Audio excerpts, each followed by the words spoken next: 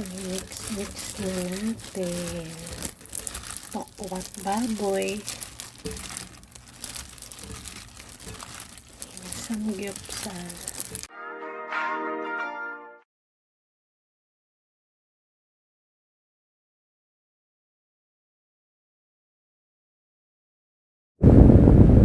Hey guys! Welcome again sa aking kusina. Today may bagong recipe na naman akong share sa inyo.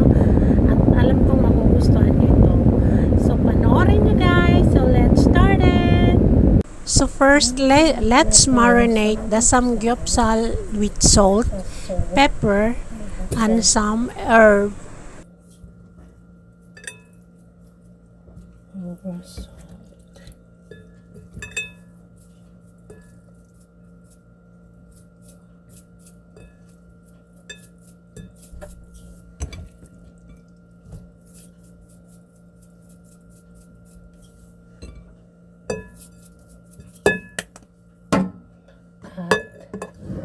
Pepper.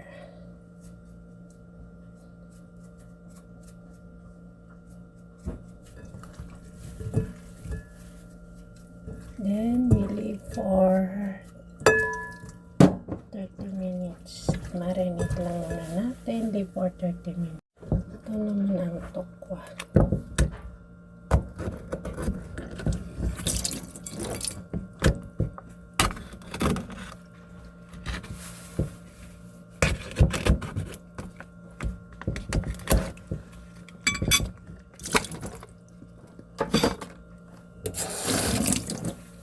Slicing lang natin ang tokwa.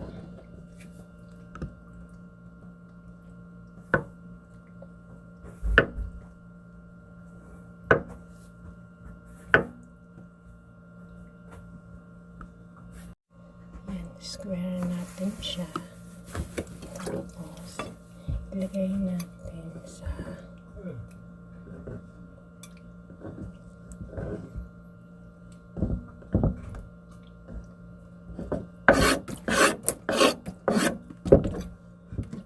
marinate natin ng asin, herb salts.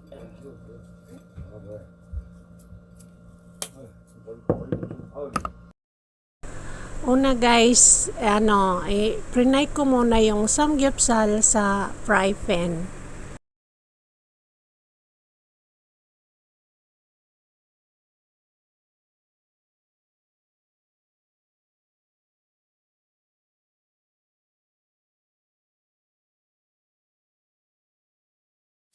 I-fry natin siya hanggang mag-brownish siya.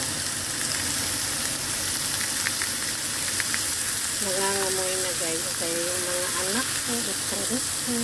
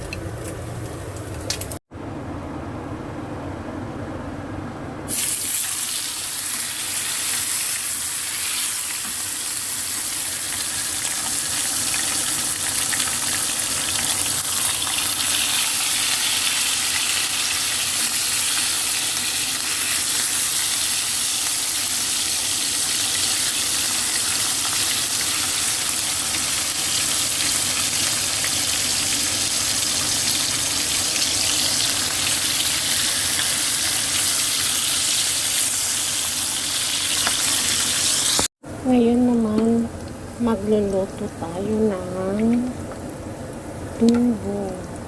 tofu. Now, let's fry the tofu.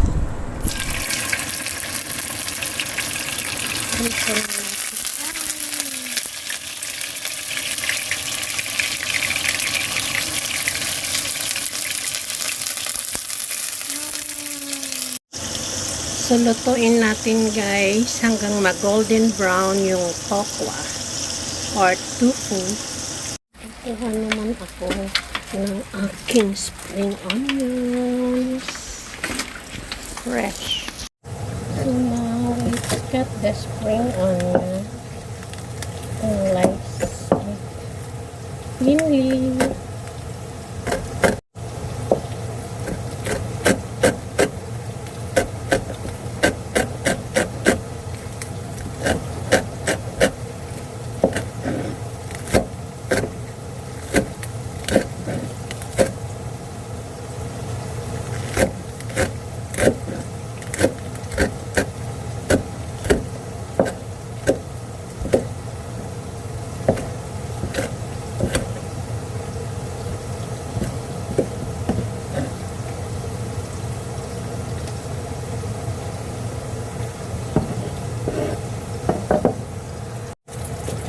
Chili, slice thinly.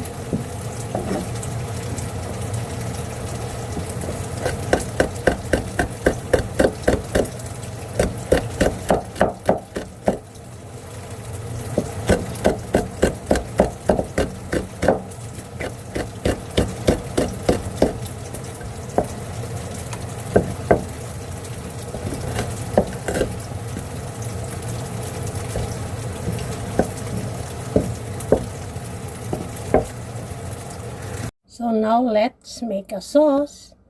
Vinegar, 1 tablespoon. Then gochujang or chili paste, 1 tablespoon. Then sesame oil, 1 tablespoon. Mix together. Brown sugar, 1 tablespoon.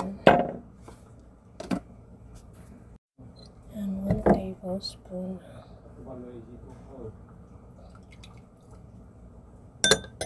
soy sauce. Mix together lang natin ang sauce.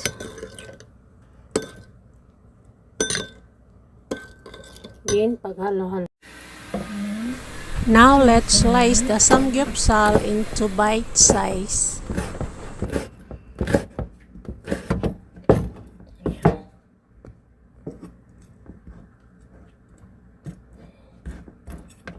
Slice na natin. Naiwan na yung samgyupsal. Ayan. Then, tofu. Yung tofu.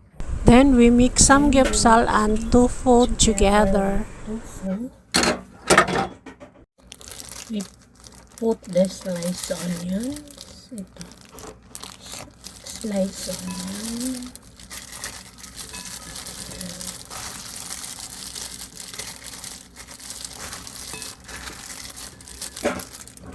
And put the chili.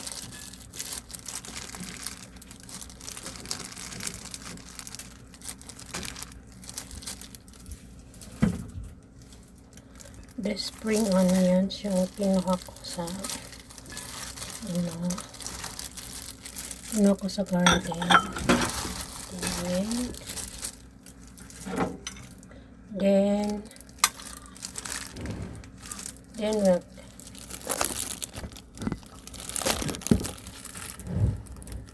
we're going to put the sauce. Yung sauce natin na ginawa.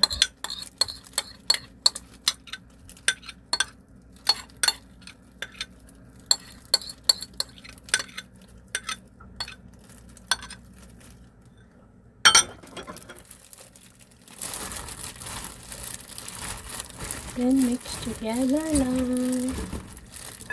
Together. Ayan.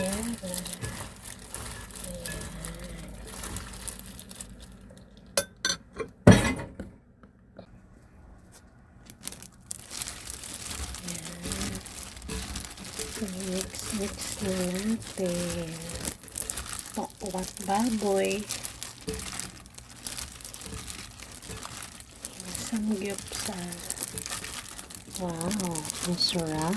So, this is our recipe for today. Thank you for watching, guys. Try this recipe and you will love this. Thanks for watching. See you in my next vlog. Bye!